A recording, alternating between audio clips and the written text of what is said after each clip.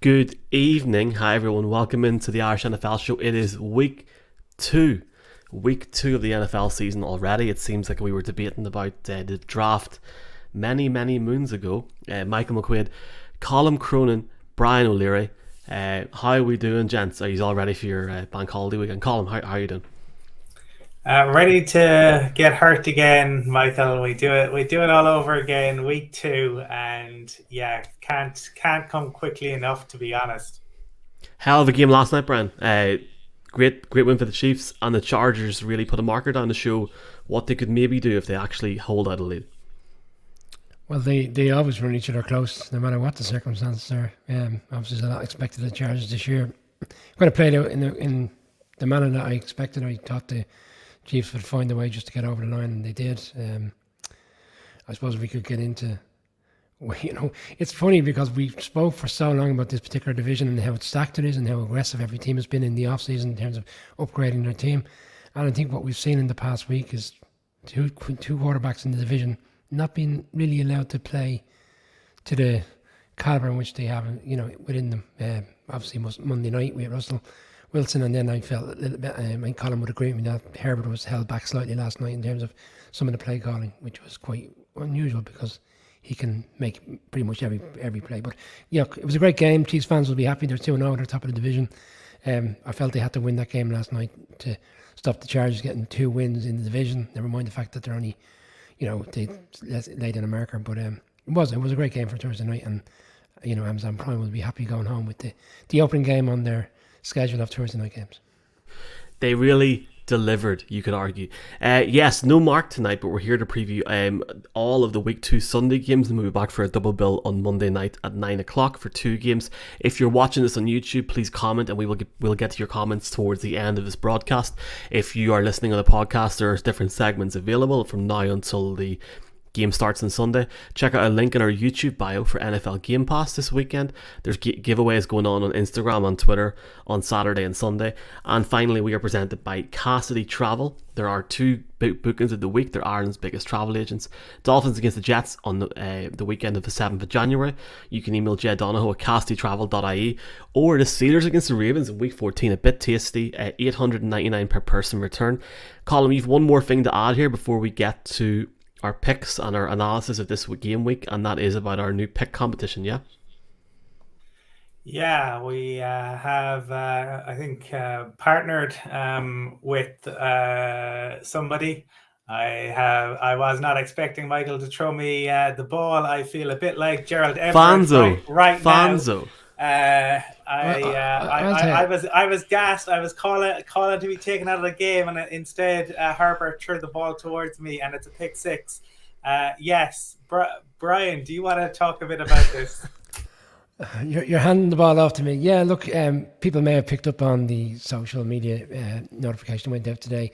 We have partnered up with Fanzo, who have a really insightful app and allows you to essentially join the Irish NFL show league competition, league table, whatever you want to call it. And basically, for the people who come in and give us a bit of slagging throughout the course of the season, and sometimes they challenge our thoughts on games and teams, lay it on the line, put your picks together and join the competition. There is prizes as well. There's jerseys to give away.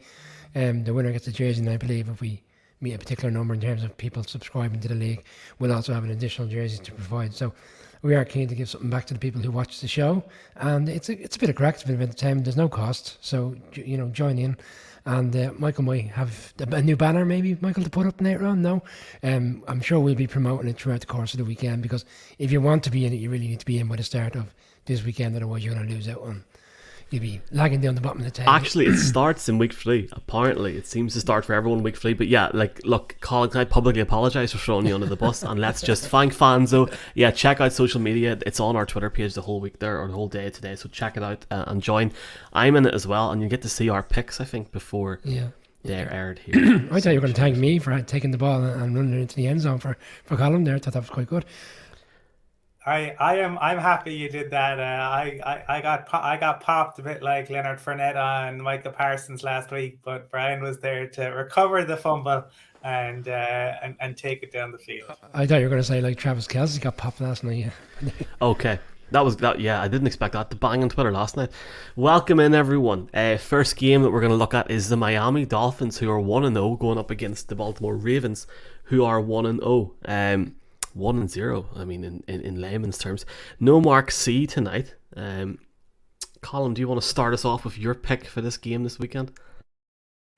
Yeah, this is should be a really good matchup between kind of two intriguing sides, different obviously styles of head coach. One of the youngest head coaches and newest head coaches in the league coming up against somebody really experienced, obviously in Harbaugh. The last time that the Ravens went into Baltimore was Week 8. 2017, and the Ravens put a 40-zip beatdown on them. But I think this game will probably be more influenced a little bit like last year's game, because even though the Dolphins made the change at head coach and they brought in the players that they did, they get the defensive coordinator in place, and a lot of the same pieces are in place. And last year they went all out. They blitzed Lamar. They had 24 blitzes, which involved a defensive back. And that was the most since 2015 in the league, which it was unexpected. Everyone, I think, kind of Miami were struggling at the time. And they brought this out. They went super aggressive. I wouldn't expect it to be as aggressive this time around, but I would expect something similar. The problem for Lamar and the Ravens is last year, Lamar's made 50 career starts, and last year's game was his second worst, his game against the Dolphins. For me, this comes down to also not just that side, but Tua's got to be better. I expect he will be better, and I am going to go for the Dolphins and Mike McDaniel to cause a little bit of a surprise and go to 2-0. Colin said it was one of Lamar's worst games in Miami. He only ran for 39 yards in that game. Yeah, you're right. He had a very bad night, and on that stage of the season, it looked like the Dolphins were well on their way in terms of not having a good season. They picked it up thereafter. It's hard not to, I suppose, identify that game because it is quite recent, and where Lamar wasn't injured at that stage, and the Ravens looked like they were going in the right direction. It was a big shock at the time, and there was players like Brandon Jones, who's safety really strong he's a rising star for the Dolphins. He had a great game that night. Hovland had a great game that night. And as you said, they haven't done a lot of changes defensively. So you would expect that they would look to maybe match that and go with something kind of similar in terms of the strategy. But the problem is you go one-on-one. In that game, they left single man throughout the course in the secondary. And at that stage, the Ravens didn't have a lot of players in terms of wide receivers. But the Ravens have got their wide receivers back now. Bateman seems to have taking the bat, and he was the rookie last year. He got a lot of injuries, and then obviously he's come back fresh. He scored a touchdown last week. 2 great touchdowns last week from Jackson. That concerns me if they want to go down that road in terms of blitzing them all day long at home in Baltimore. I think Jackson will expose them because he seems maturing in terms of his strong ability. Defensively, last weekend for the Ravens, they had 3 sacks, they had 2 turnovers. They seem to be getting the grips with what they want from the new defensive coordinator, which was not to be going blitz heavy, essentially the opposite of what Miami have done. I'm going to go Ravens. I think it is a pickup. I feel it's a bit of a pick-up game because, where the Dolphins have gone on now with the talent they have offensively, you would expect them to be able to put up points in this game, but you would expect as well that the Ravens offense can put up points. They had a reasonably comfortable game last weekend. They didn't really get going to the third quarter. I kind of see them being a bit more proactive in the first half in this game on Sunday and being ready from the off. I'll take the Ravens to win. And Mark C is taking the Ravens as well. I think it's pretty clear for me. While the Dolphins won last week, they won 20-7 against the. Well, we'll talk about the Patriots going up against the Steelers in a bit.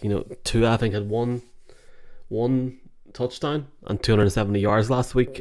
We need to see more from the wide receiver core, but I do think the Ravens are overall a better team, with J.K. Dobbins going in as well with Mark Andrews in that combination on both sides of the offense. I think it's honestly, I wouldn't go as far as saying it's my lock of the week, but I think the Ravens are going to be a force to be reckoned with, because for me it'll be the Chiefs, the Chargers, the Bills and the Ravens last 4 in the AFC as it stands at the minute. I think they're the best teams on offense and defense at the minute, and I think the Ravens will win this comfortably on Sunday. I hope as a neutral that won't happen, but for me, it has to be Lamar. It has to be Lamar playing for a contract, obviously, now as well, and quite frankly, enjoying his popcorn and enjoying his juice. Fair play to him at the minute. Have you seen the memes all week? But yeah, I'm going with the Ravens. Mark is going with the Ravens as well, and that is it for that game. A commanding win for the Ravens last week. Now we're going to talk about the Commanders column, who had a commanding win. I'm getting bored of that already. Sorry. The Washington Football Commanders won against the Jacksonville Jaguars last week, 28-22. Carson Wentz had over 300 yards passing, 2 touchdowns from my approximation of my memory, but 2 interceptions also. He definitely had 2 picks anyway. Mr. Unreliable going up against Jared Goff, and a resurgent Lions team who scored 35 points last week against the Eagles. What's your thoughts on this game, man? Well, you got 2 long-suffering fan bases in this one. Just to compare, so their record since 2000, the Lions have 0 playoff wins, and the Commanders have 1. The Lions have won 34% of their games since the year 2000. The Commanders have won 41%. The Lions have had 11 head coaches since 2000, and the Commanders have had 10. So both of these sides are hoping, I suppose, for a change of fortune this season. The Lions go into this. You guys will know the odds given the betting podcast that you do, but the Lions haven't been favored since November of 2020. And on that occasion, they lost 20-0 to the Panthers. I'm not expecting that to be the case this time around.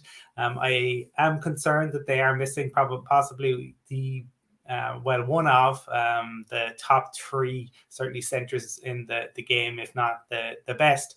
In Frank Ragnow, he is out. But I think that they came so close last week. Dan Campbell needs to turn this around. I think there'll be a raucous crowd in Detroit. They want to believe in Dan Campbell. They want to believe in this Lions team. While Carson Wentz can be brilliant and he's capable of having an MVP type season, he's also completely unpredictable, and you don't know what you'll get from week to week. And for that reason, I'm going to say that the Lions managed to avoid going 0-2. Who you got, Brian? Well, I have delved into this game, and I delved into the Lions' performance last week, and once offensively was very good, defensively, again, it's just like the old Lions. They weren't at the races. There was no turnovers in the game.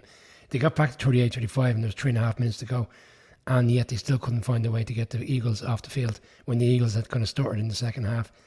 They got exposed in the secondary. They've got some good cornerbacks in the secondary. Jeff Okudah, how do I pronounce it? Uware, and he's been highly thought of. Say that again. Uware. Jesus Christ. But anyway, there's high things expected of those 2 guys, and yet last weekend, AJ Brown, 155 yards off 10 catches, and in the fourth quarter he didn't do very much, so you kind of wrap that into 3 quarters. If he did play for 4 quarters, what would that be? Probably an average up around 190, maybe 185. You got Curtis Samuel, and you got McLaurin, and now you've got Dotson, who scored 2 touchdowns on his rookie debut. Now I know we've seen drop-offs very quickly on rookies who do well in their first game because there's so much unexpectedness around how they'll play. Will they be in the playbook? But he had a strong game. Yeah, Carson Wentz threw 2 picks, and to be honest, I felt that the Jags kind of threw that game a little bit because they were in the red zone so many times and kept taking field goals.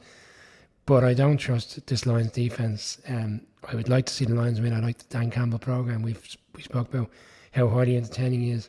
Yeah, they'll put up points, but I think Wentz is becoming a bit of a gunslinger. Like, it's like as if this is my last opportunity, I'm going to go for it. And he probably will go for it and he'll get picked off, but I think they'll still find a way to win the game. I think it'll be another high-scoring game, similar to last week, but I think the Washington Commanders will find a way to go 2-0. Sorry, only clicks in the background there. Mark Cockerell is going for Detroit, and I'm going to shout this out whenever it's relevant if we're not agreeing. Mark Hogan's going for Washington as well. So everyone is...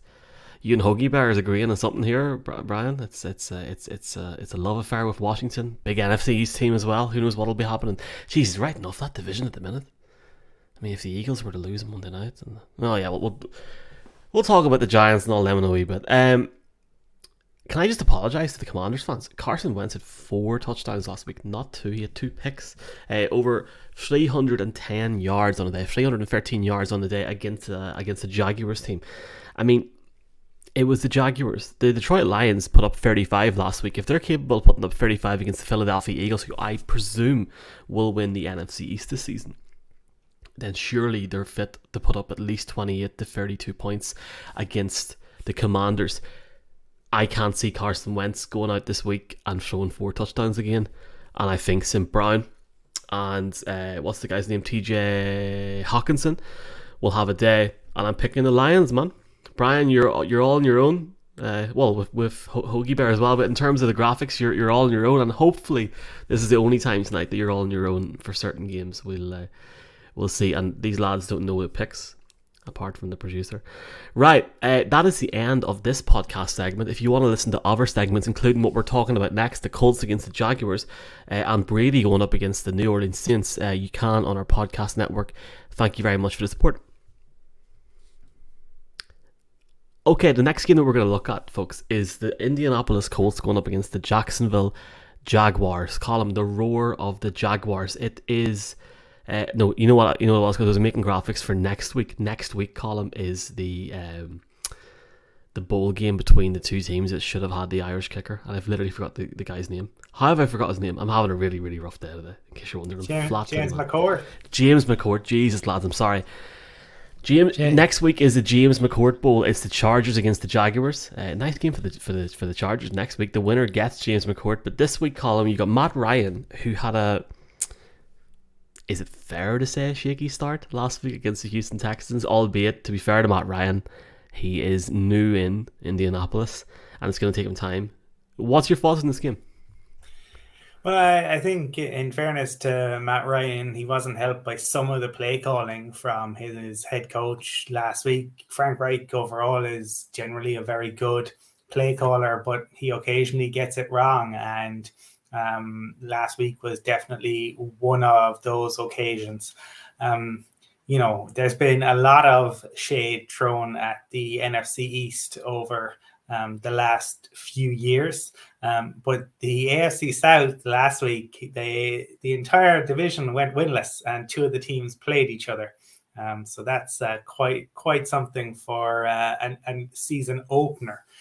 The Colts haven't won, I suppose it shouldn't have been a surprise, because Colts haven't won a season opener in 9 attempts, and they've lost 7 consecutive road games to the Jags, which is quite something.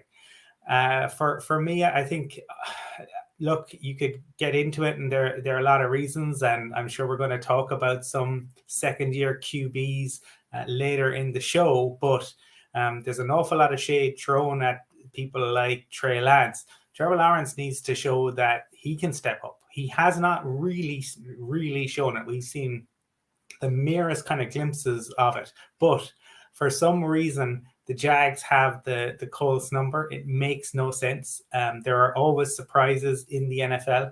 And I'm going to say that the Jags continue to surprise. And I think... the Colts are one of those teams that very often find themselves in a hole and have to kind of drag their way back out of it. I think that's going to be the case again this year. There's another story on the coaching situation. You got, Doug Peterson, head coach of the Philadelphia Eagles, who wins the Super Bowl, and Frank Reich, who was his offensive coordinator when they won that Super Bowl. Now they're going up against each other, and they probably know each other very well, and they will think they know how to exploit one another. Come Sunday, I kind of agree with you on the Trevor Lawrence situation. I listened to a podcast, a few articles, and they're saying, when is the right coach or the right coordinator going to get the best out of Trevor Lawrence? I mean, pump the brakes. We're only 1 game into a new season. They scored 22 points last weekend. He threw for 275 yards, and yet people are already questioning whether he has the right people around him. There was a lot of missed opportunities last week in the red zone. They really, they could have really should have won that game, I felt. But didn't materialise. They'll look to bounce back this week. I agree with you on this situation. It's like one of those, they just seem to have the Indian sign over this Colts team.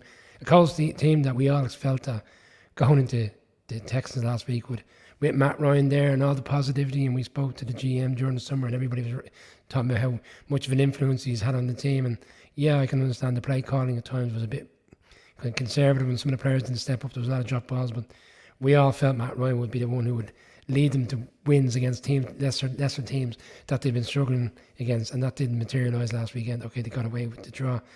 And the Jags defence they gave up a lot of points last weekend. There were some really bright spots, in particular the rookies, and in particular Devin Lloyd, who had a really good game. I'm siding with the Jags here as well. I think, well, I'm not, according to Michael, but I did go back and forth in this game, so I will give Michael the benefit of the doubt here, because I did declare the Colts. I was sitting in Tesco car park at 2 o'clock, stocking up for the weekend because I can't go on Monday or Sunday because it's closed, and get a text from Brian O'Leary, I'm making a change. And I thought, you're right. Good luck. Yeah, you are. I can confirm that Brian is picking the Jaguars. Yeah, I am the Jags. So we'll X that out in a photograph later on and then do a pointer to say it's definitely the Jags. And when our graphic comes out on Sunday, I'll get on to Hoagie Bear and say make sure that it is the Jags graphic as opposed to the Colts. I am going with the Jags. I'm going to call we need to stop calling him Hoagie Bear on this broadcast. There are 2 games in there. I've just updated the document as well, so you are officially all in on the roar of the Jaguars. Well done. Okay, and then come Monday, I'll just screenshot this and say I was right. I hit the wrong button there, so all my picks are in. Let me be honest with you for a start. Mark Cockrell is going with the Indianapolis Colts in this game.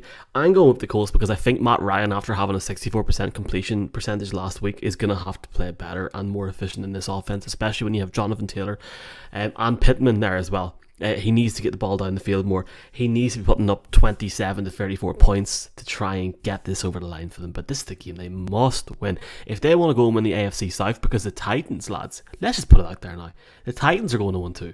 The Titans are not going to Buffalo this week and beating them, right? So well, we'll talk about it on Monday. And look, there's a load of Titans lads in Ireland, and they're good lads. And I like the Titans. I like what the Titans done last season. I think they've had a very difficult start to the season with what happened with Vrabel last week. And Jesus, I mean, they lost to the New York Giants. It couldn't get much worse unless you'd maybe lost to like the Seahawks or someone like that there. So it's one of those things. For me, I think the Colts will get the win in this game. I do think when you go to Jacksonville, you need to play a certain way. Matt Ryan needs to get that ball down the field from the very, very start of this game. And I can't pick the Jags after what they done to our wee lad James. I can't pick them, lads. I cannot pick them. I'm sorry, I can't do it. You've got a point to make, Mr. Jaguars fan, O'Leary. Yes, to Mr. Jaguars, I'm asking myself which quarterback's going to handle the heat more on Sunday. Would it be Trevor Lawrence or Matt Ryan? Because it's supposed to be an extremely, extremely hot day in Jacksonville. I've learned now we have to start checking weather forecasts for games. It's supposed to be an absolute scorcher. No, because Mark Cockrell gave us a beating verbally last week for saying that it was hot in Miami and it wasn't an issue, and I was like, definitely is. Like, I mean, you could see it last week. Now, folks, if you're listening to the podcast, Brian has got his Colts colours on as well, so he's all ready for the game this week. So definitely looking forward to it. The next game is. I thought these were Giants colours, but there you go. Giants is more of a different shade of blue. I mean, I've got my Raiders colours on if you want to go like that in terms of black. Well, let's look at the next game. You got Tampa Bay going up against New Orleans. This is an interesting game because I haven't looked at this in a couple of days, Colin, but Tom Brady did not practice on Wednesday for no reason given. There was more than 7 or 8 players on the injury list, and to be fair, a lot of these lads will play.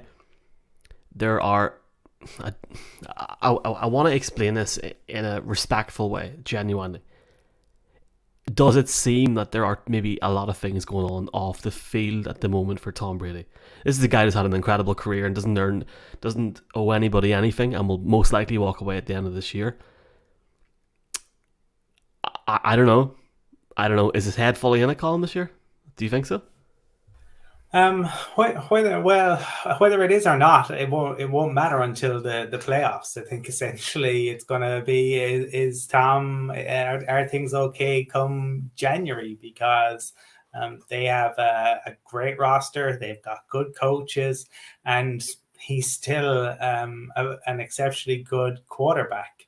I mean, when you look, I suppose, at the injury lists for this game, it's like an infirmary in terms of the two teams. Mike Evans, Leonard Fournette, Julio Jones, and Russell Gage are all questionable for the Bucs.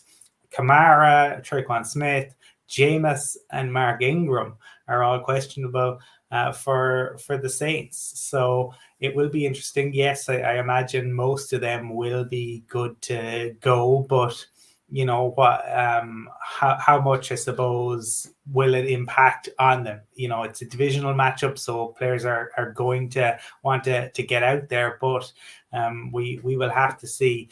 For me, this is definitely a game which could go either way, and the Saints have obviously had the Bucs number in the regular season, but I thought Todd Bowles was very clever with his comments this week. He essentially challenged his team. He said, people talk about it being a rivalry. It can't be a rivalry when it's so one-sided. We need to start winning games. When Todd Bowles lays the challenge down like that, Tom Brady and co usually respond, and I have them responding here, and the Bucs winning.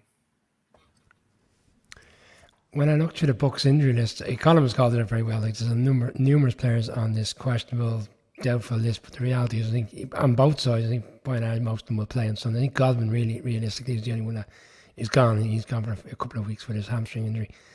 And last weekend, the Bucs offense was manageable. They knew the game was won because defensively they were so dominant on the Cowboys. They didn't really have to go beyond that. And Micah Parsons in the fourth quarter was really impactful. He had 2 sacks on Brady, and then he didn't really do much thereafter because they seemed to kind of found a way to adapt to that situation.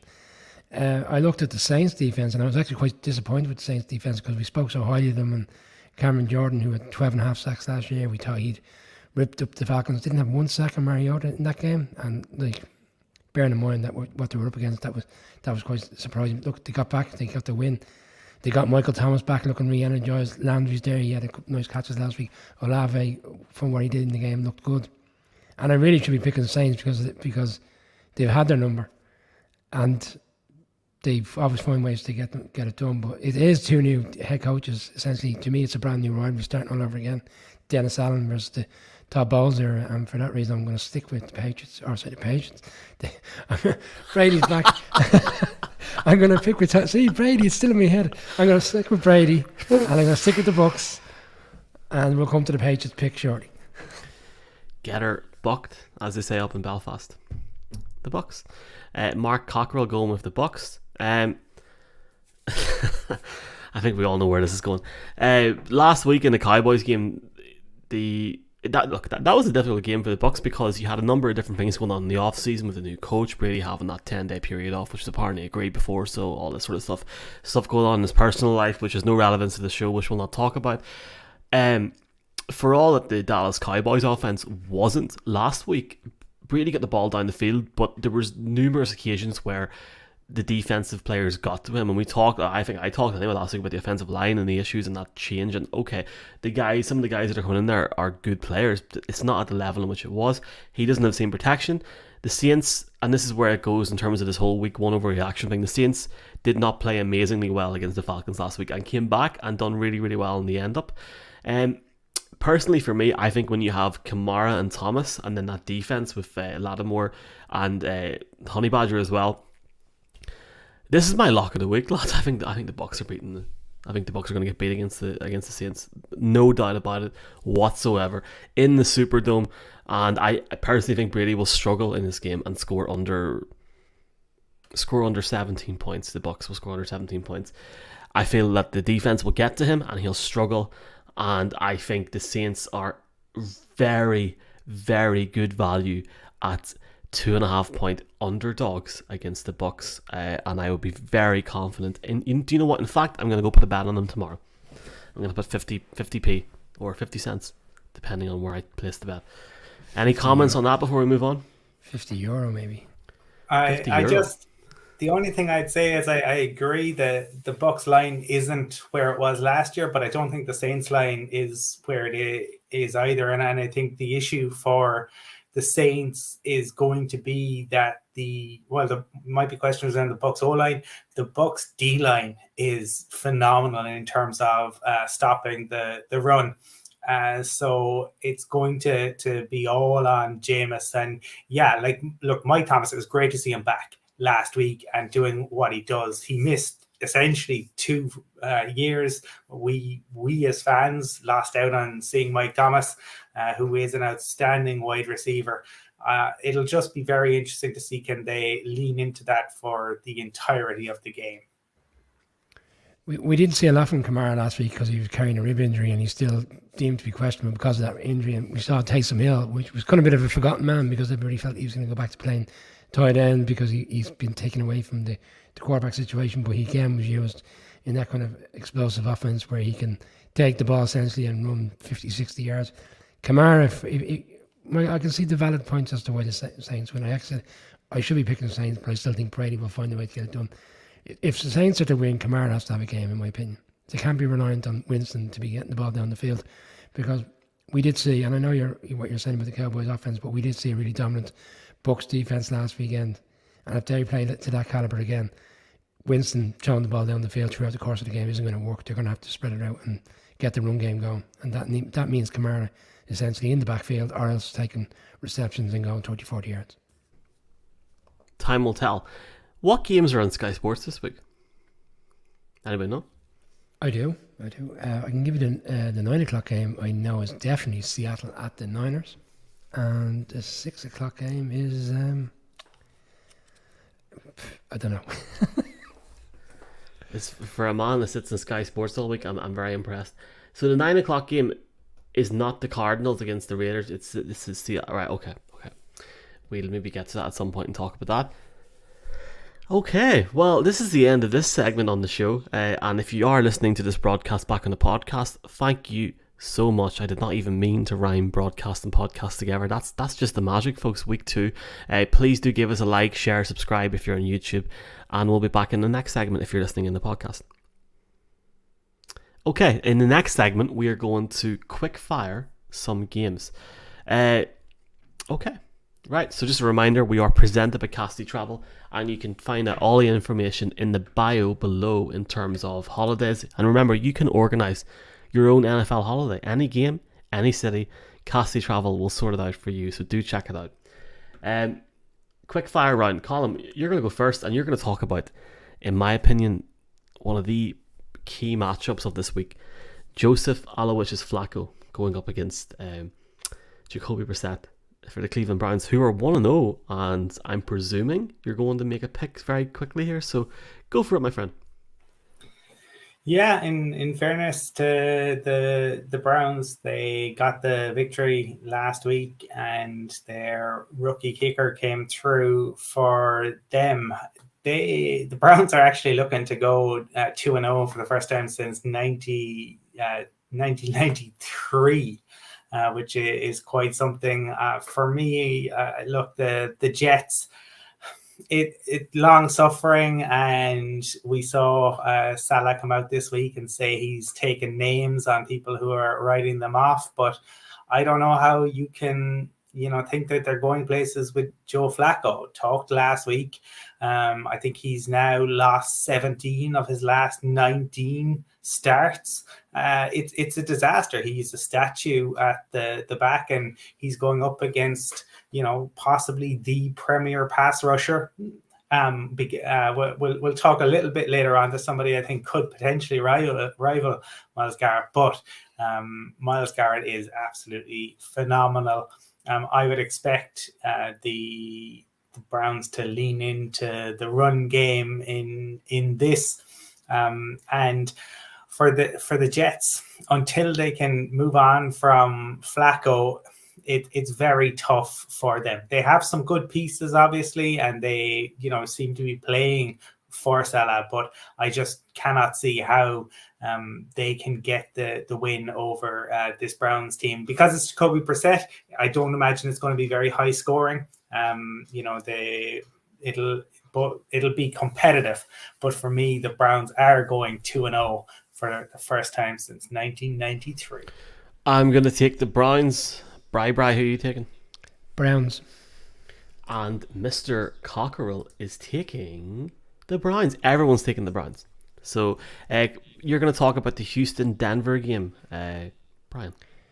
I'm going to talk about the Houston-Denver game. I'm not sure what I should start by discussing Monday night's game. No, because it's a quick fire segment, and it was 4 days ago, and we don't want to talk about it. So no, but I think there's a scoring of that game. Look, for me, the Broncos have to win this game convincingly to alleviate the pressure off the head coach because of what happened on Monday night.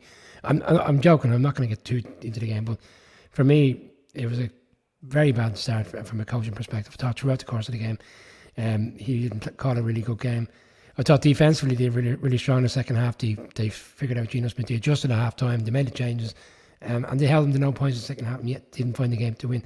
Ultimately, for me, what I was disappointed in was they didn't go after that weak secondary enough for Seattle. I think it was like 9 plays before they went after, and the Texans have a really strong secondary now. I would add with what we saw from their high pick in the first round last weekend, and some other players they matched up well against the Colts, and they'll try to match up well against the Broncos receivers. The Broncos receivers are very talented, and ultimately I think this weekend they'll correct the wrongs and they will go after that secondary and they will exploit a Texans team that are, let's be fair, they're down the bottom of the league for a reason, and I think it'll be a comfortable win.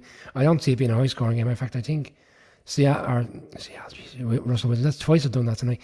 I think what we'll find with Russell Wilson, he'll go out early, he'll get touchdowns, and then I think he'll lean on the run game, and Williams will exploit that Texans defense throughout the course of the game. And I was really impressed with Randy Gregory. He's had his faults, and I criticised him in the off season, but I felt he was a star player last week, and I would imagine going up against Tunstall in this game, he will find ways to exploit that and get to the quarterback. So for me, it's a comfortable win for the Broncos, and they need it. They need it after last Monday. Colin, I'm going with the Texans. Who are you going with? I'm joking, going with the Broncos. Who are you picking? Going with the Broncos to bounce back. I'm going to look at the Atlanta LA Rams game. Now, I had to look twice at a number of different schedules this week. There's a couple, obviously, there's a few teams that are playing 2 home games in a row and then going on the road for a good bit. The Rams are one of these teams that are playing the home game again this week, and they've had quite a good break, and I think that will really put it in their favour. I did think by the start of week 2, or at least by today or tomorrow, that Odell Beckham would have been back with the Rams, but he seems to be taking a bit of a sabbatical, if you will. The Rams on offense did not work well in the first game. Whenever Stafford got out of the pocket, it was too jaded, it was too lackluster. Yes, there were situations where he found it was either Taylor Higbee or Cooper Kupp, but in terms of the 4 quarters, it did not even out well, and I think there is issues there with the McVay offense in terms of trying to get them back to the level they were at last season, and that could take them time. The good thing for the Rams is the Falcons are how do I say this? They're not great. Now they nearly shocked the Saints big time last week, and it was seriously a massive on the verge of being a massive upset as far as I was concerned. If the Falcons had won last week, I think everyone's overreactions would have changed the whole of this week. They're not going to win this week. They're not. The Rams need to win this week. It's almost as if the NFC West at the minute hasn't even started yet, because the Seahawks are 1-0 and the rest of the teams are 0-1. The Rams will go out, they'll win this game. I don't know what the handicap is. I would guess it's -10. I would take that, and I wouldn't put the mortgage on it, metaphorically, be gamble aware, but I do feel that the Rams will comfortably win this game. Colin, one word. Oh, he's gone. Oh, hit the wrong button on the trying to unmute myself. For me, yeah, the Rams are bouncing back. The Falcons, they can't score points, but the defense won't be good enough. Rams all the way, lockstep with you, blowout. And we're not talking about Derby County, boys. Right. Patriots against the Steelers is the next game coming up. Now, I have been very vocal on my support for every team in this league, but I do want to make it very clear to people, Colin, that the pick that I'm going to make tonight is based on this game and this game only, and I have no bias towards any team, and I do respect the Patriots, their history, and I respect Bill Belichick, and I'm intrigued to see our picks tonight, because the Patriots struggled last week against the Dolphins. They really, really did, and I think everyone would want to see the Patriots challenge in the AFC East. I, for one, would love that, because it would put 20p or 20 cents into Mark Cockerell, make him all happy and stuff on the show. But I think he's in for a tough year, and I can't wait to hear your picks. That's it. Regardless, Colin, who's a quarterback for the Steelers, that defense and going into what used to be called Heinz Field, now has a really weird name with Mike Tomlin, is difficult any week. But this week, and certainly what they're coming off, it's a difficult situation for them. The game's in Foxborough, isn't it? Just realising. No, it's not. It's happy days. Colin, the stage is yours. Yeah, no. If the game wasn't Foxer, I'd probably feel a little bit different about it. For anyone who hasn't heard, though, it is probably the most kind of talked about stat of the week. I think this is the first Patriots Steelers game where neither Tom Brady nor Ben Roethlisberger will be starting since week 14 of the 1998 season. What age were you, Michael, in December? November, December. I was 1998. I was 7 years old, and I'll openly state right now, I do not remember the 1998 World Cup, and I remember the Euro 2000 had silver goal, if I'm correct. I barely remember that. I do remember staying off school to watch Robbie Keane in 02, but yes, there's one for you. Good luck getting me on the show when the World Cup starts. That's how far back you have to go. Look, to me, I suppose, I do think you can make cases as to why both sides can win the game. I don't think either of these sides are particularly gifted. I actually think if you had Mac Jones with the Steelers' weapons, he would be a lot better. I think the biggest issue for me with Patriots, and I've said it repeatedly, I don't think the receiving talent is there. I think Mac Jones is a fine quarterback. I don't have him as an elite quarterback, but I think he's fine. But I don't think the receiving talent is there, either at wide receiver nor at tight end. I think it's a huge issue for the Patriots, and I think for that reason they are going to struggle to put up points.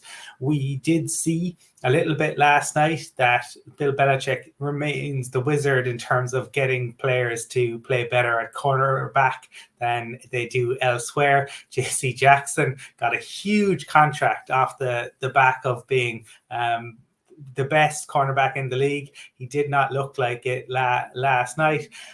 Bill Belichick, it's a cornerback factory that he has up there. For the Steelers, it's the quarterback. They've loads of weapons. The good news for them is that Najee is fit and will start, and I think that's the most important piece. For me, the home advantage, the fact they start so well, I'm going to go with the Steelers to win this, but I do not expect this to be a high-scoring game. On a separate note, I don't think J.C. Jackson should have played last night. I don't think he was fit enough, but they rolled the dice. It didn't work out. It was a good game. Did you watch the whole thing back? That was a really, really good game last night. Like I could see that being an AFC Championship game. The caliber of both teams last night was like a playoff game, sir. It was, yeah, and I think you're right. I think we might see that game further down the line. Anyway, back to this mouth-watering game in which we have in Pittsburgh. I struggle which quarterback is under more pressure this season. I know there's two different, narratives on these. Like, essentially, Trubisky's trying to get himself back into the league and put himself in a position where he's going to be a starter for a long period of time. And we have Mac Jones coming off a playoff game. Okay, they got the doors blown off them, but he had some very strong games last year. He threw for 213 yards last weekend, and Trubisky, I know they're completely different games, threw for 193 yards. And yet the whole conversation this week is completely different. They're talking about how well Trubisky managed the game. Trubisky didn't manage the game last week, let's be fair. The Bengals, they blew that one.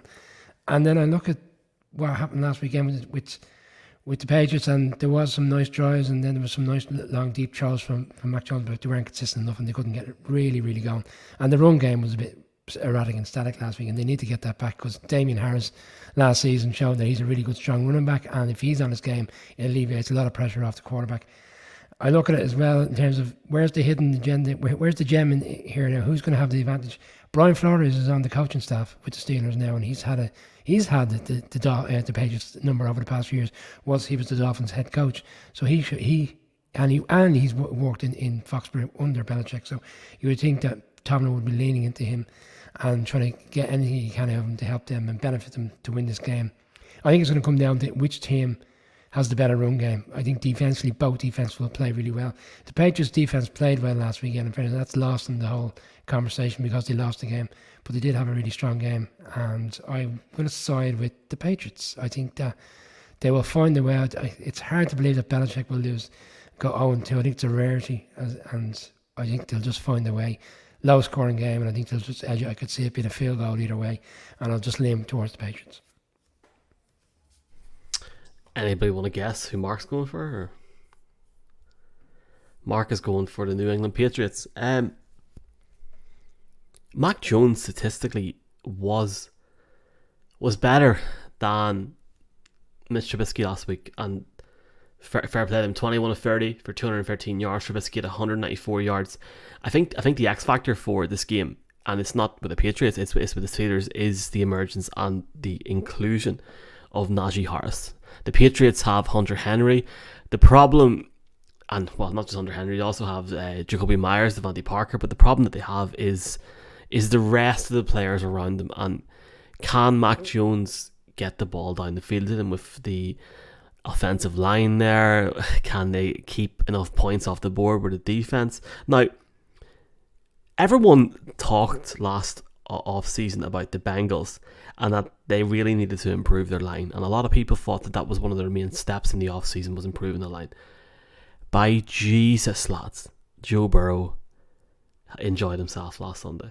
He was literally gasping in the first half. That is the only reason I'm picking the Steelers. I just think that Jones will struggle against the Steelers, and that's they've got weapons there and they've got good defensive players there, but I think the defense will come up big again for the Steelers, and I think Najee Harris will get a couple of rushing touchdowns, and Trubisky will be efficient enough to get the ball down the field, and I think that's what it is. And if the Patriots do start 0-2, they start 0-2, and they look to maybe try and improve on that next week, but it's difficult for them because I think they have got a high caliber matchup next week as well, and it's a game where the Patriots should be looking at the Steelers and going, well, it's only Trubisky. But it's way more than that, and I know Bill Belichick will know that defense for the Steelers will just ensure that, as far as I'm concerned, that the Steelers will win on Sunday, and I'm intrigued to see that we're splitting this. Genuinely. Brian, you just think that Jones will get the ball down the field, or what is it? I just think they're going to. I just think Belichick, like two great head coaches, I just think Belichick will find a way. He has a knack when they just think they're not going to get a result, they find a way to just get over the line. I don't see it being the greatest of games, and I just think now, with regard to Mark's pick, I mean, it's it's like you picking the Giants in a minute, isn't it? I mean, well, we'll see. We'll see in a minute, but yeah, it's split for one reason. There's valid reasons why I think it's split. Mark, unfortunately, just going to go with the love of the team more so than the reality. But look, we'll see come Sunday. I would love nothing more than a close game. If anything, if the Patriots won, it would make the AFC East a bit more interesting, so hopefully they do, because I don't know, it's going to be a weird year, I think, in New England. Panthers Giants is the next game in this segment that we are going to look at, folks. Exciting game, both teams. Giants 1-0, Panthers 0-1, very close to the win last week. Baker Mayfield, the quarterback for the Panthers. Colm, who have you got in this game? Well, the last time these two teams met, that was the one-handed catch, Brian, wasn't it, from Daniel Jones catching the ball from Odell? And that's the Statue of Liberty, all right, yeah. Yeah, that kind of famous photo, and it's you've got the number 1 overall pick, number 2 overall pick from the 2018 draft going up against each other here, and the number 3 overall pick is also with the Panthers, but he is on injured reserve. I think if you were to look at the rosters, I think even Brian would say that the Panthers probably have on paper more weapons, right? Run CMC and in terms of those receiving weapons that they have. But Brian Daboll seems to have gotten the Giants to buy into it. And Peter King's column on Monday morning last week, if people hadn't read it, a great story about the buy-in that he's got, the fact that players have responded. You saw the clips of the guys coming off the field, And I didn't believe it. Michael, you asked us a week or two ago about Saquon. I didn't think Saquon had it in him. I thought the injury had taken the juice away, but my goodness, he looked fantastic last week. And if Saquon is back at that level and the players are buying into it, I'm going to say it. I still think the Giants overall will have their struggles this season, but I think the crowd are going to be up for it. This is a Giants team who talked about the Vikings shedding Zimmer and that toxic culture that existed. Being free of Joe Judge has reinvigorated this franchise, and I am going to say that they get the win to heap more pressure on Matt Rule and the Carolina Panthers. I mean, the similarities with these teams is uncanny. You've got two quarterbacks, one has recently been traded, but two quarterbacks who the jury's out on both of them, throughout the course of the career. You've got two running backs 3 or 4 years ago. People would argue were the best running backs in the league. If you were doing a fantasy league 3 or 4 years ago, it was McCaffrey 1, Barkley 2. That's obviously been washed away. And why? Mainly because they both had some serious injuries and they're looking to get back and have great seasons. You look at the games last week, I mean, we could have been in a situation here this evening where the Giants had lost on a field goal and the Panthers have won off the back of a Browns missing a field goal. It could have easily been that way. And I think the narrative would very quickly have changed for this weekend and heap pressure on the Giants to win the game. Look, I'd love more to see the Giants win this game, and I genuinely can see it being a very close game, but I am going to side with the Panthers. There's a few factors as to why the defense last week played really solid and it kept us in the game throughout the course of the first half. But the first half, the offense did very little. In fact, the Panthers' offense did very little in the first half last week. The similarities in this game is unbelievable. Both teams only stepped it up in the fourth quarter and played really well and got in a position to win the game. Thankfully for us, we got over the line. I look at our defense. Thibodeau is not going to play, unfortunately. Ujulari is not going to play. Actually, for our cornerback Robinson, who we were all kind of, his second year in the league, we were all really concerned about him. He had a really strong game last weekend. He's had his appendix out this week. He's gone. So they're going to mix and match between a rookie Flott and a guy who was with the Falcons last year and had a really difficult season in Monroe. So Robbie Anderson had 102 yards last weekend. Will I see long bombs from Mayfield? I do. I could see this going down to the wire. And it's strangely, I felt the Giants would always be 1-1. I always thought we'd be 1-1. I always thought we'd lose last week and win this week. The NFL has this knack of getting you to where you expect to be. You just don't get the result in where you think. And I'll side with the Panthers. I think Giants will play well on Sunday, but I think the Panthers will just find a way to get over the line. They win a game, Colin, and he goes against his own team. I mean, this you couldn't make this up. I'm joking. Mark is going with the Giants, and this is a close pick here. Let's see who Hoagie Bear is going with. Hoagie Bear is going with the... Oh, he left it blank. He's left everything. He's filled in everything, but hand to God, he's left that blank. Hoagie shows us no love, so he probably doesn't even want to pick the game. That's how much he dislikes us. This is a really intriguing game because obviously, and look, fair play to Saquon last week doing it and coming back. It was great to watch as a football fan to see Saquon Barkley come back. Already on TikTok, you got influencers saying the Saquon's the best running back in the league. Let's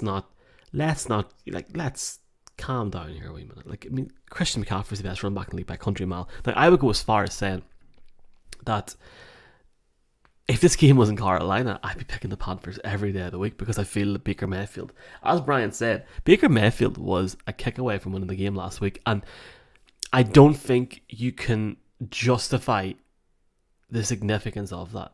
He'll be really torn by that and blown by that because you could see how disappointed he was. He was so up for the game, and then suddenly the and not just him, but the whole the whole Panthers team, the come down from that will be unbelievable. But they will go into New York and they'll believe that they can win.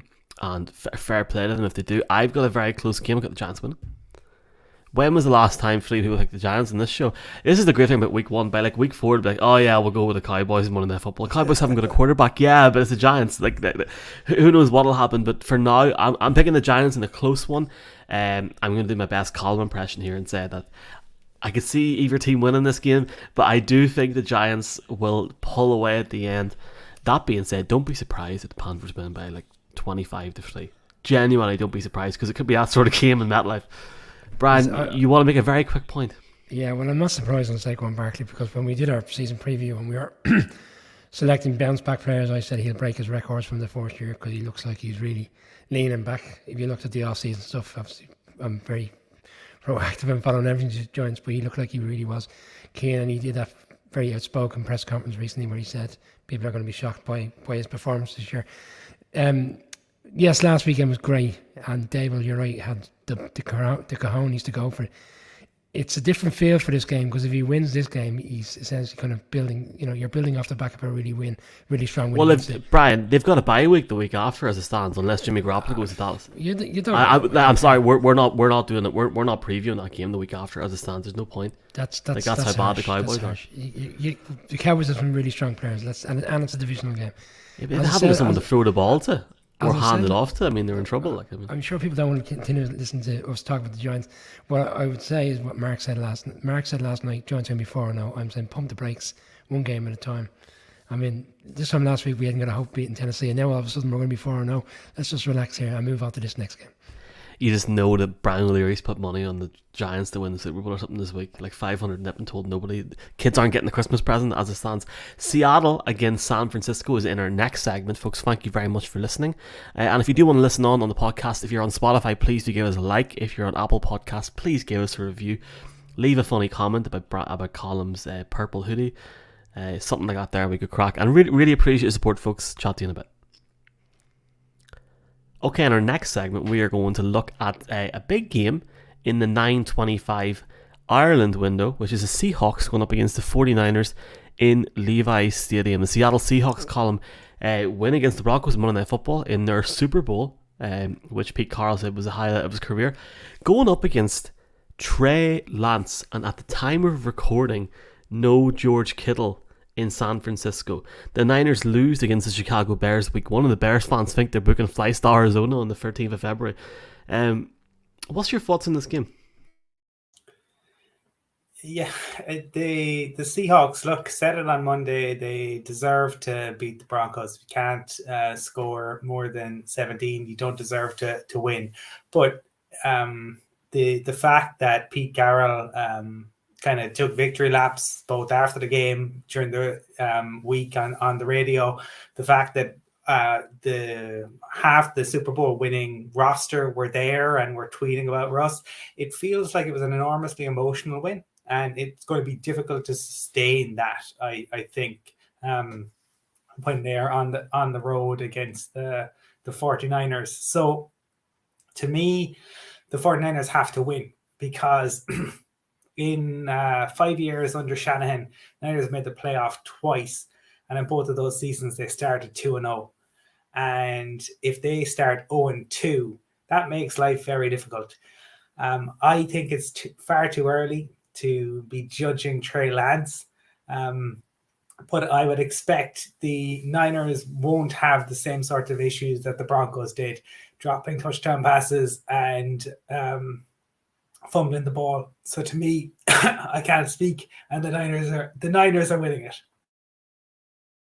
They've literally left him speechless.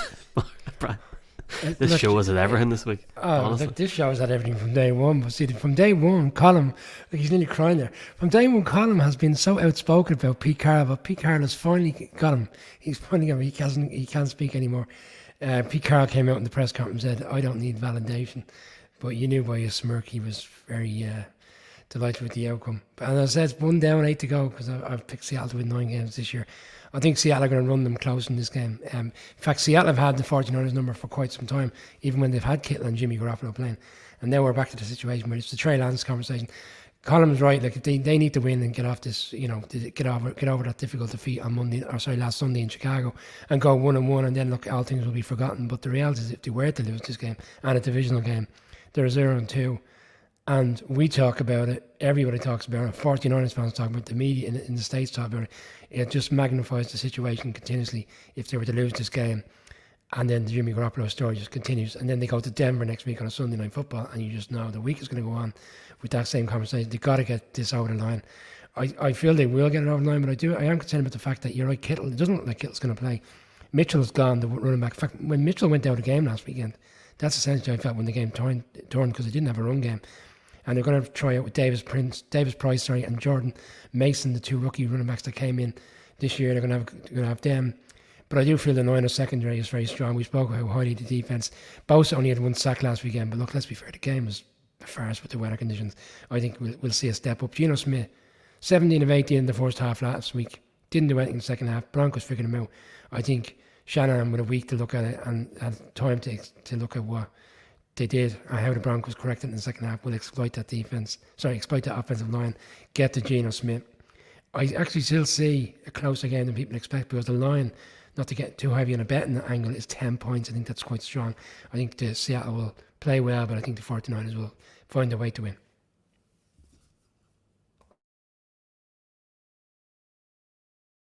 Sorry to everyone on the podcast. I was on mute there. I know, Brian, that your man Book It with Trent had the Chargers +4 last night. He was a very happy man. I'm sure you've seen that. So that 10-point thing is nuts. Mark Cockerell is going with the Niners. And I made it clear on the broadcast last week or Monday night. I had produced a show with the Niners on Sunday night and listened to the sort of head media personality guy in San Fran, and they were arguing for 45 minutes about Trey Lance, and there was one side that agreed, the other side thought no, he's not ready and we need to look at this, and then the other side was like, well, Shanahan's made mistakes, yada yada yada. But this went on for a good hour, and they're good lads. I enjoy the crack, I enjoy listening to them. Unfortunately, and I believe you have to give someone time.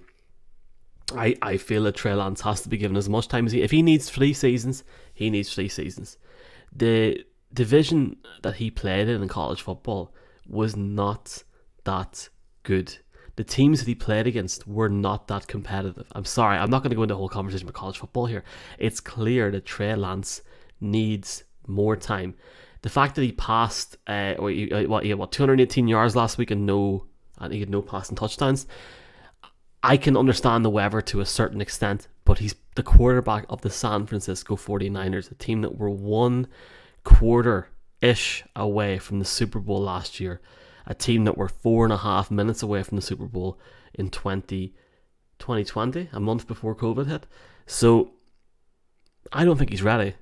And look, lads, Colin will tell you, I watched the Seahawks on Monday night, and I still don't think the Seahawks are going to win over 6 games this year, but I'm taking them on Sunday.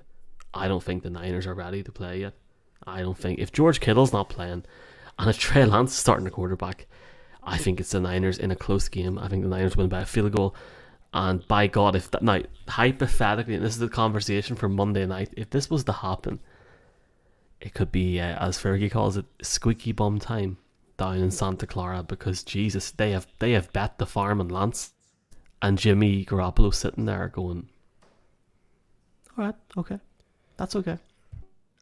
And another player I wanted to point out, and we've seen players throughout the course of their careers, they kind of become the forgotten man. I would put Derek McKinnon in there, who's now, reasonably good with the Chiefs. He had a really strong time with the 49ers, and now he looked like he was out of the league.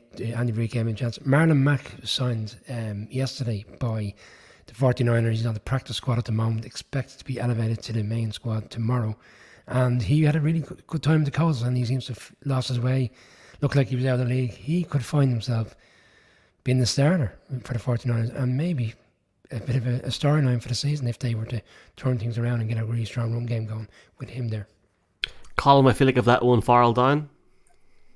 Well, I see Owen's point. The only way Trey Lance is going to learn, you don't learn through osmosis, okay? The most you could sit a player on the bench is a year, right? The days of sitting for longer than that are over, right? When Aaron Rodgers was sitting for a number of seasons, the iPhone hadn't yet been invented. We're talking a different world. Lance has to play. He's a young guy, and let's see. Even if they go on to. I think he has to stay in there. You're talking about how they almost won the Super Bowl. They almost got the Super Bowl. Yeah, that was with Jimmy G. They know who Jimmy G is. Jimmy G is never going to win you a Super Bowl. It was in his hands, right? He had the opportunity. it was his drive. He blew it. He's not the guy to win you a Super Bowl. That's why they went out and they traded for Lance. Maybe it'll prove that they made a mistake. But until the guy has at least a season, at least the full season under his belt, you're not going to be able to tell exactly what he is going to be.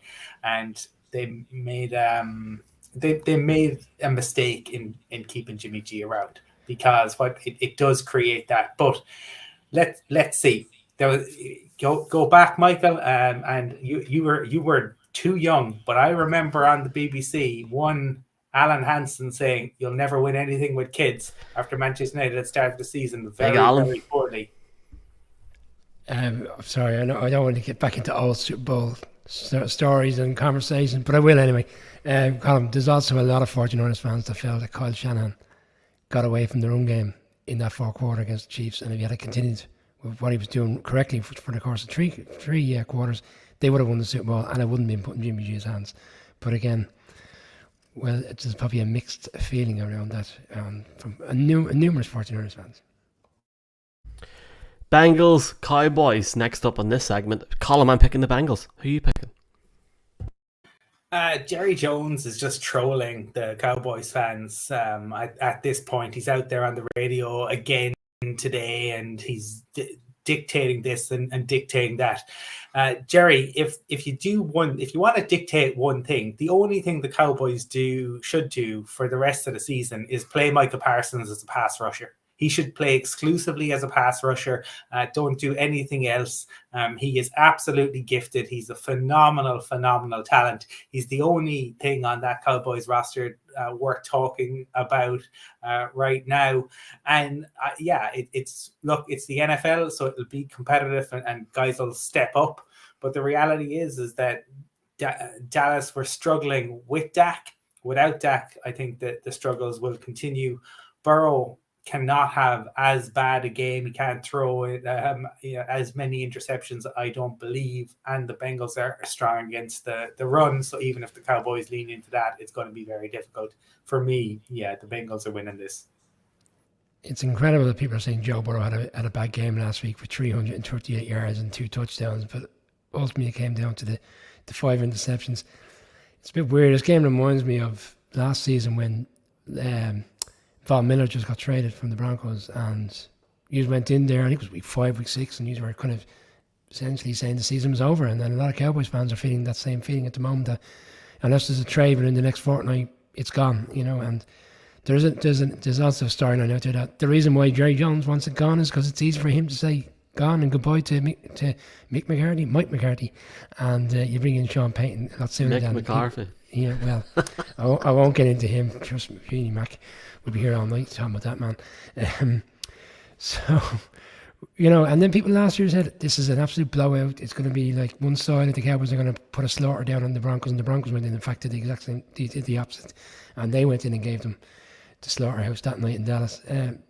It'll be competitive. It'll be tight for maybe 2 or 3 quarters, because I feel the Cowboys defense will play well, but they don't have enough offensively. They didn't have enough with Dak last weekend, and how are they going to improve without Dak? And Cooper Rush, who, with the exception of that game in Minnesota last year, where we were very critical of how complacent the Vikings were, he didn't really do that when he did play.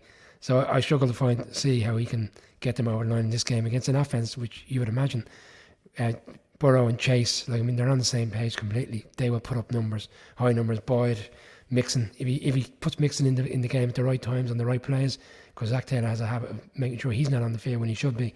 If he leaves him in there, they'll exploit the Cowboys defense, because they'll just get tired and they'll win the game. Bengals.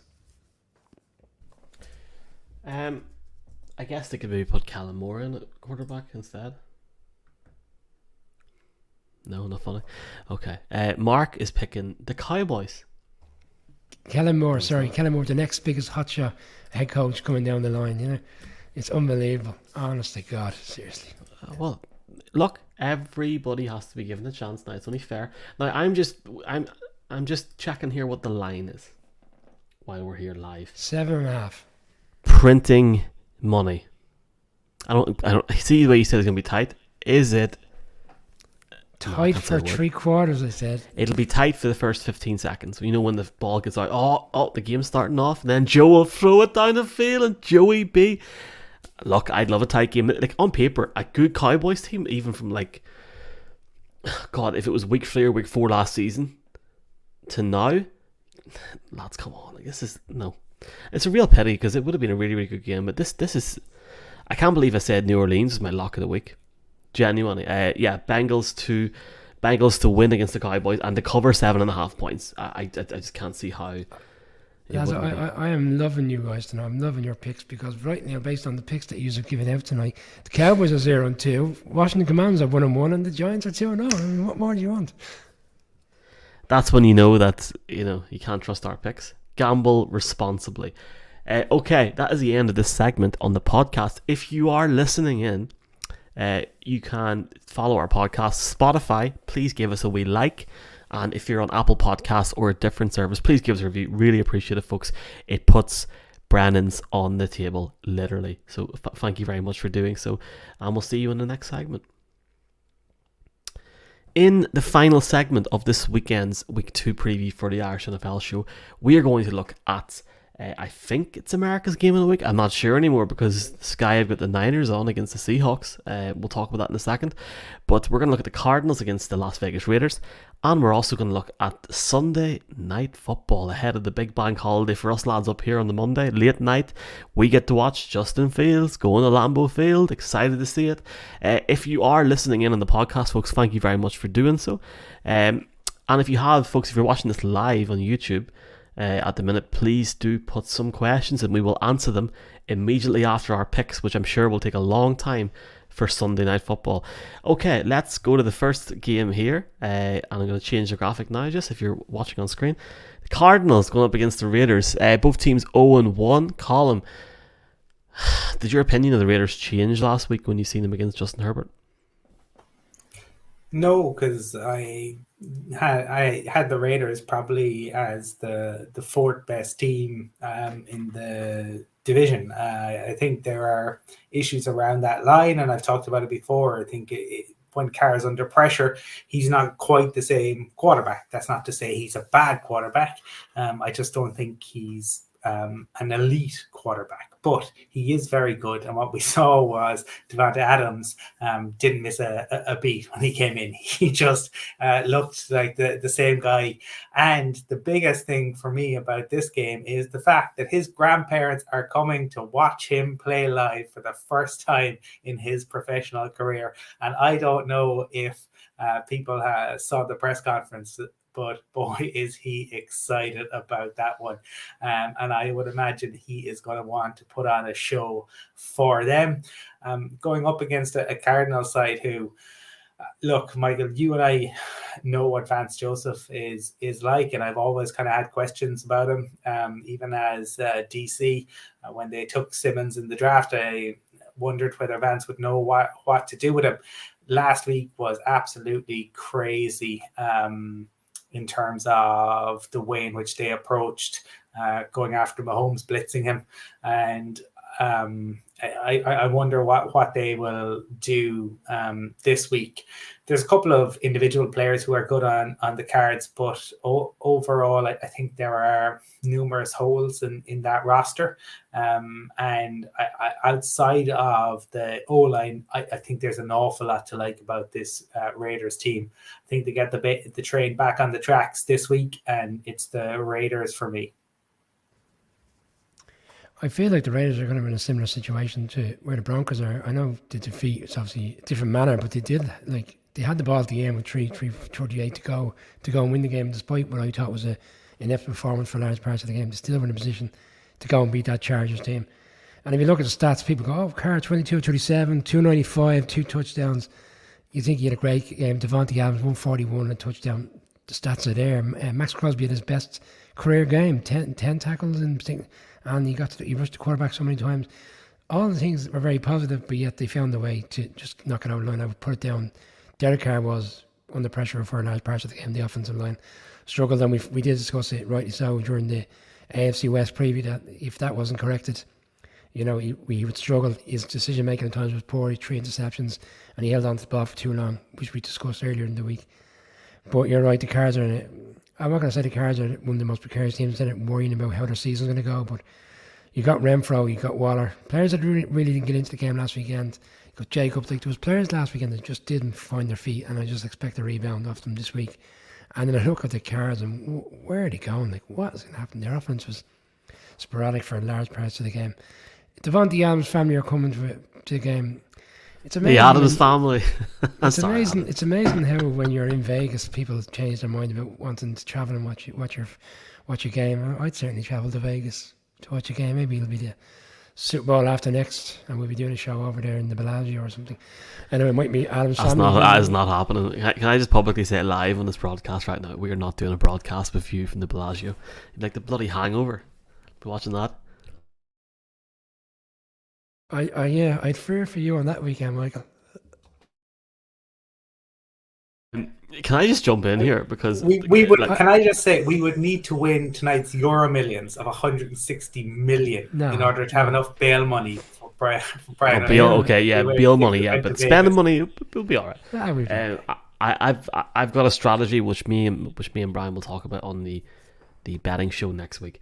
Can I just jump in here? Because I know you're going to pick. Did you say you're going to pick the Raiders? No. No. Yeah, sorry. I thought it was given. Given how disappointed I'd be with the Cards, and no, I expect a big rebound. I'm similar to Colin. I think they get their act together this week. I agree with it because I think that this is a huge game for the Raiders in the sense of the Chiefs are 2-0, Chargers 1-1. Broncos should, on paper, beat the Texans. We'll see what happens there. The Raiders have to win this game. There is no choice. They do not want to fall behind in the AFC West. That being said, I am taking the Raiders. Hoagie Bear's taking the Cardinals. I'm going to give him a shout after this and ask him what's going on. I think Cliff Kingsbury could be out by Halloween here, lads. Seriously, this is... He's fallen into the Mark Cockrell trap now. I'll pick my team as opposed to picking reality. Talking about reality, let's look at the last game of the night. The Chicago Bears 1-0 go to Lambeau Field on Sunday Night Football against an 0-1 Green Bay Packers team with no standout offensive weapon. Colin, this is an interesting game because someone's going to have to score a decent touchdown for the Packers in Lambeau Field this season. Who's it going to be? There's a lot of guys to choose from. Do you think this will be a tight game? Do you think the Packers could pull away? Or do you think the Bears could win this game on Sunday night and shock the NFL? If the Packers went 2 or 0-2, it would be nuts. Yeah, well, it would be, and it's the NFL, so it could happen, and shocks do happen. It would be a shock. I mean, look, I'm pleased for the Bears. I'm pleased for Justin Fields because I really think at times that franchise hasn't done a whole lot to help him, and I thought in the second half last week he showed really good leadership, and I was pleased for the Bears. Look, the Packers, we saw it last year, but they did have Adams, and that made things a lot easier. But they will be getting some guys back. Tom Silverstein had a piece this week, though, or today, I think I was reading it around Dave Bakhtiari, and nobody seems to know when he might be back, and that's a real issue for them, obviously. But to me, look, Rodgers and we've seen it before, he's a gifted quarterback. Like, he can make magic happen, but he threw the toys out of the pram last week when Watson didn't catch the ball. He does that occasionally where he wants to make a point to Matt LaFleur or to whoever his head coach happens to be at the time. But the fact that, Watson was streaking down the field and was wide open and dropped it is a good sign in that he can get open. I think being at home and the pressure in order to get back to winning will mean that Rodgers and the Packers are more efficient.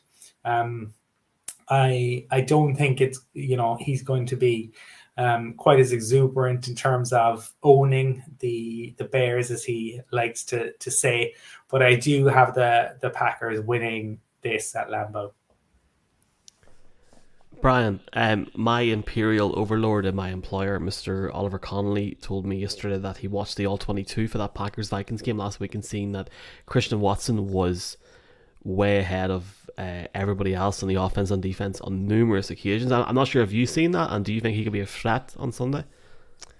Well, if you looked at certain parts of the game, he essentially, Rodgers kind of, I wouldn't say lost trust for him, but he decided that he wasn't going to give him the ball. After that drop, he didn't receive the ball again, I think until he wasn't looked at in terms of delivering the ball until the middle of the third quarter. So essentially, he was taken out of the game. And I don't know if that's purposely by the coordinator on the floor or whether it's just a purposely thing done by Rodgers, but he wasn't in the game thereafter. It's amazing how one play, and you can alleviate so much pain, because if he catches that very quickly after being 7-0 down, he probably walks in touchdown. The game is 7-0 very early. And for his career, like we saw Jamar Chase last year, where in the off season he says, I'm struggling to catch the ball because it wasn't used to the same ball as which he was catching in college with the white stripes, and then when it came to the start of the season, he was lights out.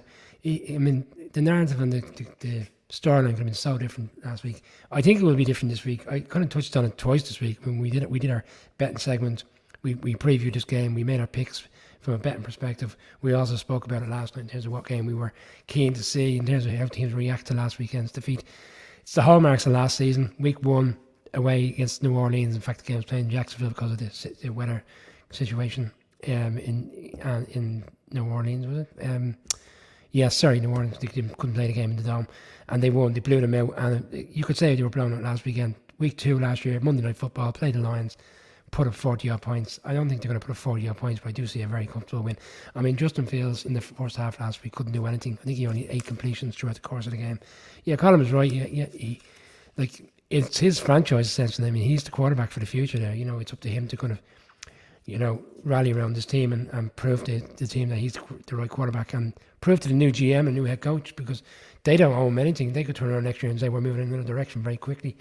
But in this game, it's too hard. It's too big of a push for me. I think we'll see the Packers react well. I think they'll be spread out offense. I think you'll see Tonyan, you'll see Watson, I'll see Sammy Watkins. I think there'll be players getting in on the action, and I think the run game this week will be critical. I think Aaron Jones and AJ Dillon will have a field day against this Bears defense, and I think it'll be an absolute, I'm not going to say carnage, I think it'll be a blowout win for the Packers.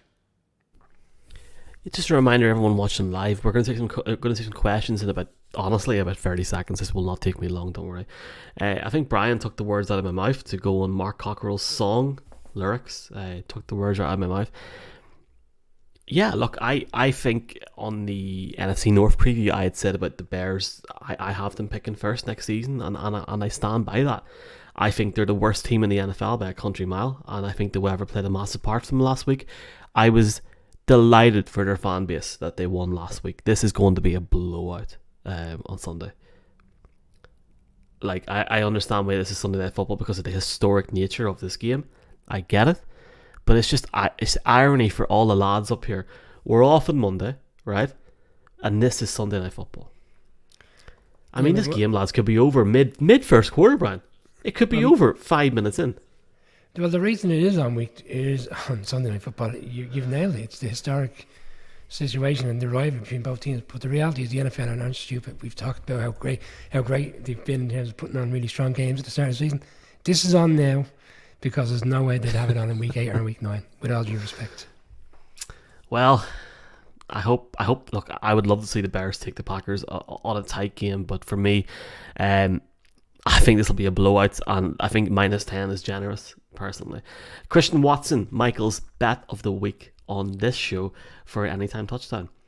Okay, so we're going to put some questions in here now. We'll go from the start and see if we have any comments. Thanks very much, folks, to everyone who's watched the broadcast this week or listened to the podcast as well. It's just been honestly humbling to see how many people have listened and watched, and it means an awful lot to us. Believe me, I do not take this position lightly in any way, shape or form. Thank you so much. A few comments here to start off with, so let's have a look. Divine Comedy. Russ was only completing underneath. Pete outsmarted him game plan wise. And his first question, to be fair, I got that one wrong.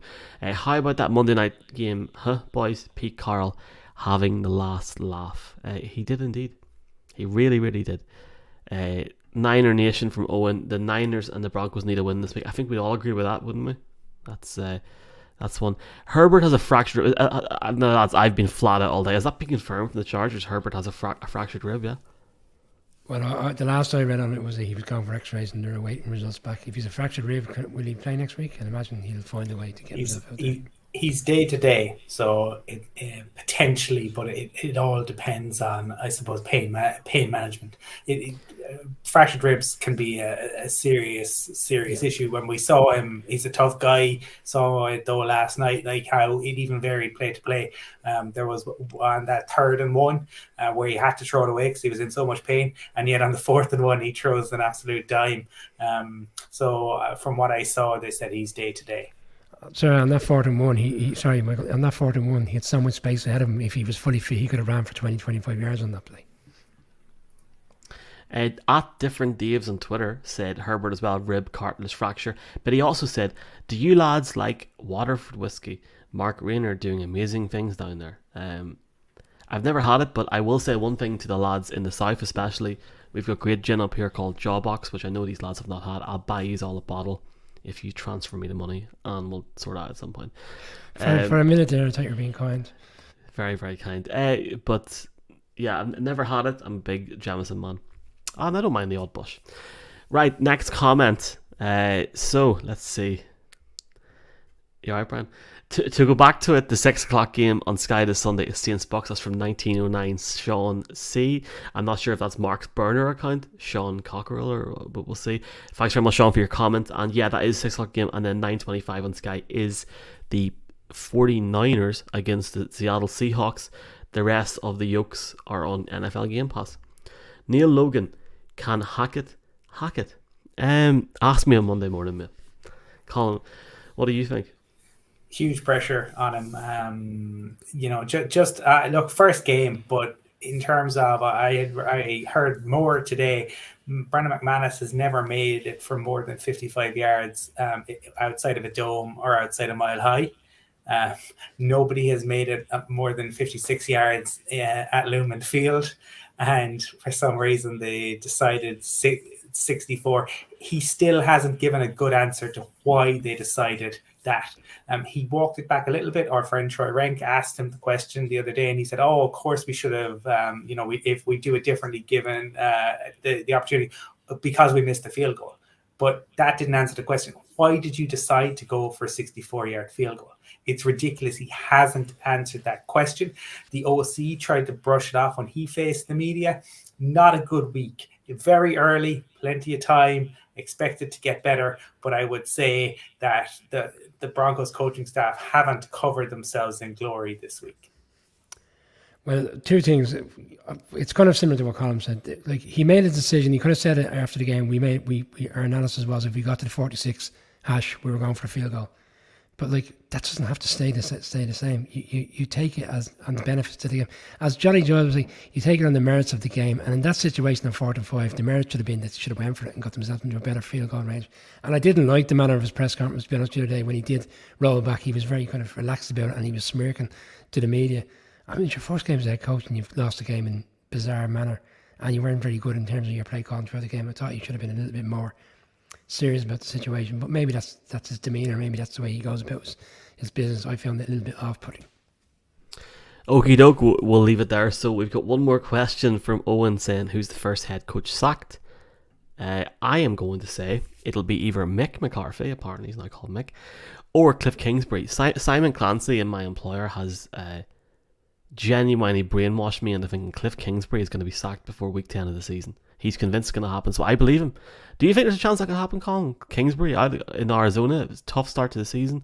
He hits him, so I just go with the flow. I'm like, okay. So, don't know. I think the GM is potentially under even more pressure than Kingsbury, but yeah, I would agree. I think between Mike McCarthy and Kingsbury, they're both under enormous pressure. Could there be a surprise? Of course, there was a surprise last year as well. But yeah, looking at it as we sit here today, those would be the two. I suppose Matt Rule is the obvious contender, but I guess it'll depend on how the games go over the course of the next few weeks. I think the McCarthy one is a slam dunk, because I think Jerry will use the Dak Prescott situation to his benefit here. If they lose 6 or 7 games, despite the fact they've no quarterback, he might find a way to ease them out. but he'll just wait till the end of the season. You're right, there could be a surprise. I'd probably say Matt Rule more so than anybody else, because there's no expectation for him. He's on a hiding to nothing. If you read any of the podcasts by Panthers Crave and Cats Crave and a few other ones, and even if you read Stateside, a lot of fans are very disgruntled by the way in which he coaches games, and that can't last forever. Reading podcasts. I must try that next week. Now, folks, do not read our podcast. Please do listen to it. I'm joking. It's 11 o'clock at night. The article on the back of the pod. Yes. We have got a double cheeseburger doubleheader Monday night. We got the Titans and the Bills. We have got the Vikings and the Eagles on a double Monday night. No harm to the crack, and we'll debate this on Monday. It should be like this every week. We should have 2 games on a Monday night for the sheer crack of it. Looking forward to it, lads, and I know it's going to be a interesting and a very, very good fun weekend for Sunday for week 2. Check out our Fanzo Pick'em League. It's on Twitter. It'll be tweeted out a few times this weekend. If you're heading into Dublin on Sunday, head to the Woolshed, and it's going to be a really, really busy few weeks, and really looking forward to it. Big thanks for Cassidy Travel for the continuous support of this show. Please do check out the email link for Jamie in the bio of YouTube, and also the bio of the podcast and the podcast segments that go out in this broadcast. We've got one final question there from Jeff saying, lads, are ye broadcasting live for the Denver game in London? TBC, Jeff. We'll see the crack. Maybe I'll be in Wembley on the Thursday singing songs. Who knows what's going to happen? It's all TBC. But for now, though, lads, it's I guess that's it, isn't it? There's nothing else to add here, is there? No? No, looking forward to week 2. Hope everyone enjoys it. And as I said, Monday night doubleheader to really round off the weekend. Folks, keep her lit. Have a great weekend and enjoy week 2 on Sunday. Good luck.